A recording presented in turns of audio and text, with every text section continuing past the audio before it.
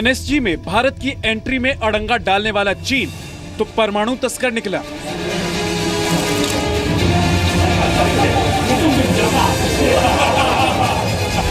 जिस चीन ने न्यूक्लियर सप्लायर ग्रुप एनएसजी के नियमों का हवाला देते हुए भारत के एंट्री पर रोक लगा दी, उस चीन ने पाकिस्तान के लिए सारे नियम क्यों तोड़ दिए? आतंक की जन्नत पाकिस्तान को परमाणु की तस्करी कर रहा है चीन।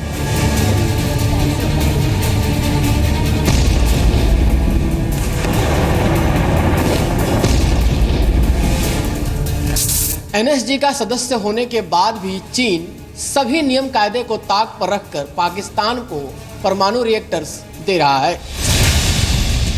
चीन का भारत विरोधी नापाक चरित्र बेनकाब।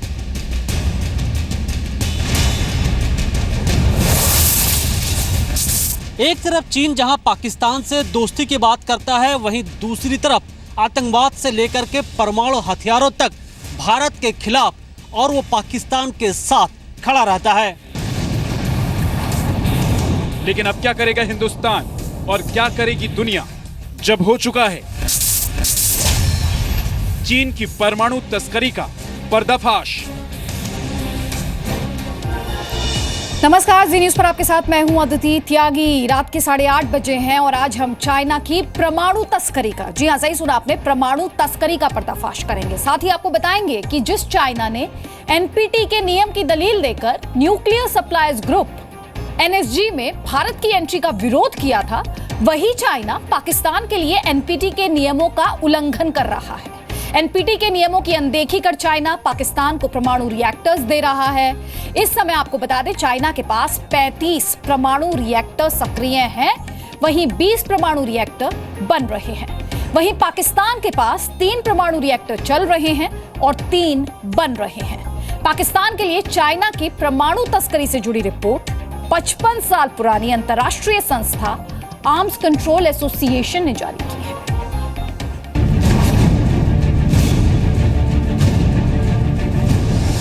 आपने शी जिनपिंग और नवाज शरीफ का याराना देखा। आपने आतंकवाद पर चीन को पाकिस्तान के साथ देखा।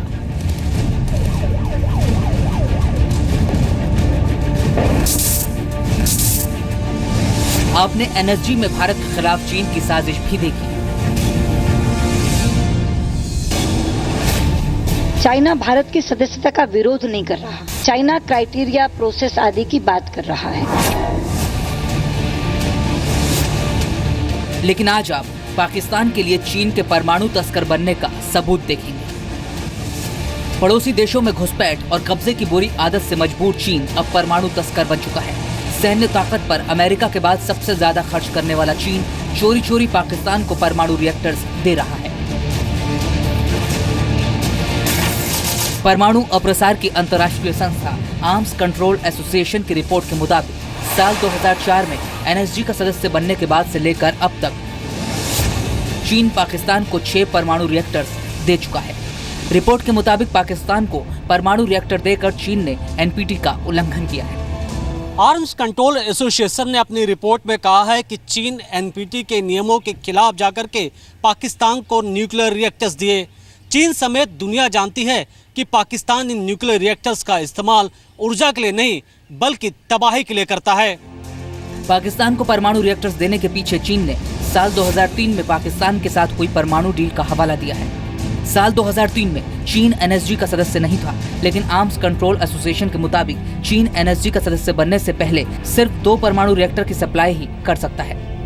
चीन कहता है भारत एनपीटी का मेंबर नहीं है।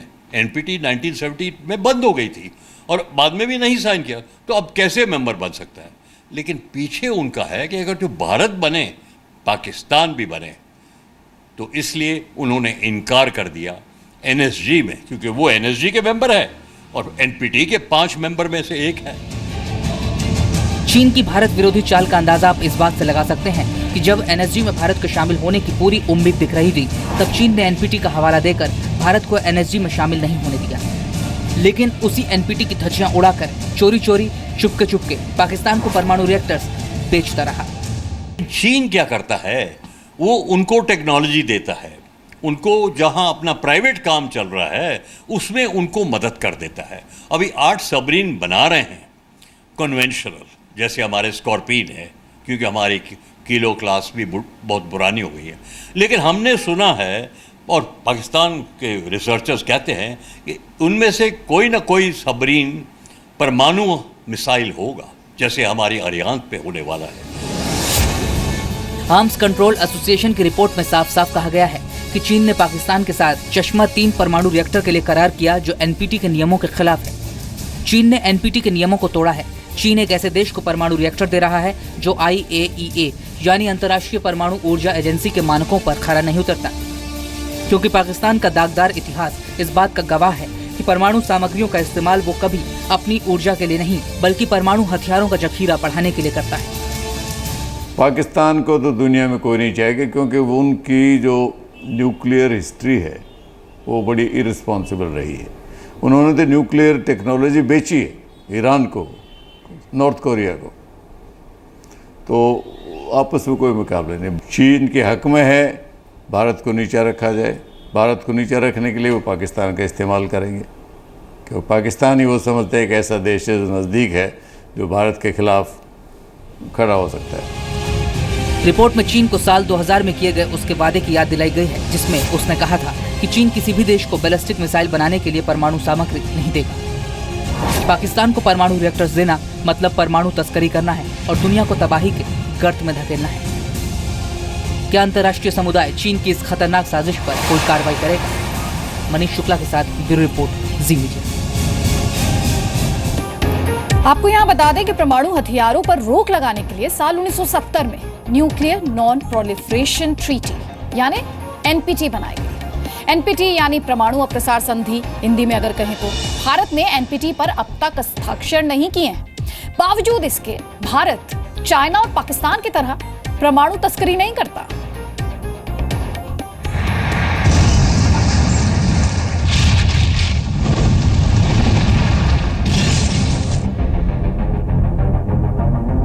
अगर मैं एनरिचमेंट नहीं करता और वेपन नहीं बनाता, कश्मीर हाथ से चला गया तो शायद लाहौर भी चला गया होता।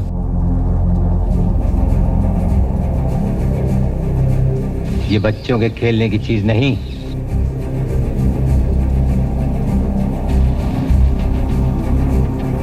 ये एटम बम है। पाकिस्तान में थोक के भाव उत्पादन हो रहा है। यह है पाकिस्तान के परमाणु कार्यक्रम के जनक कहे जाने वाले वैज्ञानिक डॉक्टर अब्दुल कदीर खान, जिनको लगता है कि वो भारत की राजधानी दिल्ली को 5 मिनट में परमाणु बम से उड़ा सकते हैं। रावलपिंडी के पास कहूटा से भारत की राजधानी दिल्ली को 5 मिनट में निशाने पर लिया जा सकता है। पाकिस्तान 1984 में ही न्यूक्लियर टेस्ट कर सकता था, लेकिन तत्कालीन राष्ट्रपति जनरल जियाउल हक ने इजाजत नहीं दी। सरकार की मंजूरी नहीं मिलने की वजह से परमाणु परीक्षण को टालना पड़ा था। अब्दुल कदीर खान खुद को महान वैज्ञानिक साबित करने की कोशिश में लगे रहते हैं, लेकिन सच यह है कि जब 18 मई 1974 को भारत ने पहली बार परमाणु बम का परीक्षण किया, तब अब्दुल कदीर खान नेदरलैंड्स के एक परमाणु लैब से परमाणु बम बनाने के नुस्खे चुरा रहे थे।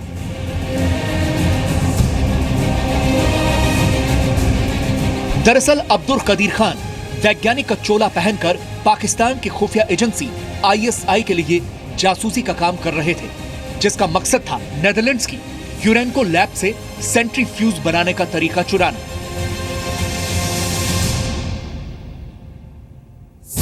उन्नीस 1975 में क्रिसमस के दिन येलो फीवर का बहाना बनाकर अब्दुल कदीर खान पाकिस्तान भाग आए, लेकिन तब तक उनके हाथ वो तकनीक लग चुकी थी जिसने पाकिस्तान को परमाणु बम का थोक उत्पादन करने वाला देश बना दिया।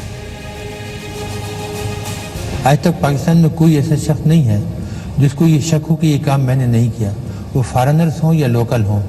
और सबको पता है, हुकूमत को भी पता है कि अगर मैं एनरिचमेंट नहीं करता और वेपन नहीं बनाता तो ये कोई भी क़यामत तक भी नहीं बना सकते थे। अभी तक ये वही बैलगाड़ी चला रहे होते, कश्मीर हाथ से चला गया तो शायद लाहौर भी चला गया होता।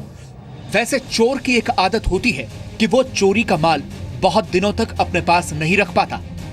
अब्दुल कदीर खान को भी ये आदत लग चुकी थी। पाकिस्तान को एटम बम की लत लगाने वाले अब्दुल कदीर खान ने परमाणु बमों के स्मगलिंग भी शुरू कर दी। अब्दुल कदीर खान और उनके नेटवर्क ने लीबिया, नॉर्थ कोरिया और ईरान जैसे देशों को भी परमाणु बम बनाने की तकनीक चोरी छुपे बेच डाली।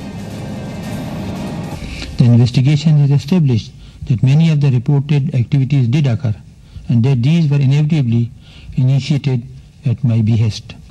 In my interviews with the concerned government officials, I was confronted with the evidence and the findings, and I have voluntarily admitted that much of it is true and accurate. इतना ही नहीं, अलकायदा और Islamic state जैसे आतंकी संगठन भी कदीर खान के जरिए परमाणु बम बनाने की तकनीक हासिल करने की कोशिश करते रहे हैं। यानी आप अब्दुल कदीर खान को परमाणु बम की चोर बाजारी करने वाला सबसे बड़ा वैज्ञानिक भी कह सकते हैं।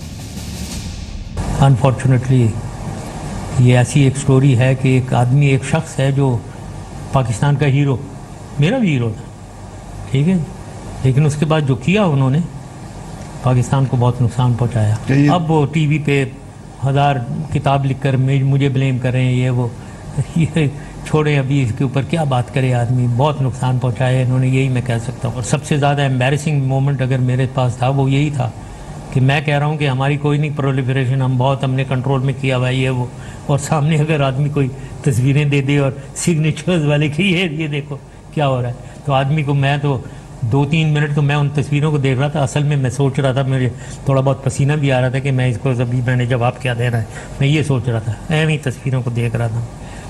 क्या करे आदमी, सारा प्रूफ उसने सामने रख दिया। अब्दुल कदीर खान का दावा है कि पाकिस्तान रावलपिंडी के कहूटा से परमाणु मिसाइल छोड़कर महज 5 मिनट में दिल्ली को निशाना बना सकता है। ये सही है कि पाकिस्तान ऐसा कर सकता है। परमाणु बमों के साथ साथ जिम्मेदारी का एहसास आना भी जरूरी है, लेकिन पाकिस्तान का जिम्मेदारियों से कोई जमीनी रिश्ता नहीं रहा है। जहां तक उनकी 5 मिनट का वक्तव्य है, उनको ये भी सोचना चाहिए कि उस 5 मिनट के बाद हिंदुस्तान क्या कर सकता है। शायद उन्होंने इसके बारे में नहीं सोचा है, और वो क्योंकि वो न्यूक्लियर साइंटिस्ट हैं, उनको भी इस बात का पूरा इल्म होगा कि 5 मिनट के बाद हिंदुस्तान जो करेगा, उसके बाद पता नहीं कौन कौन लोग होंगे इस स्टेटमेंट का जो उन्होंने कहा है, इतनी इररिस्पॉन्सिबल स्टेटमेंट का असर देखने के लिए।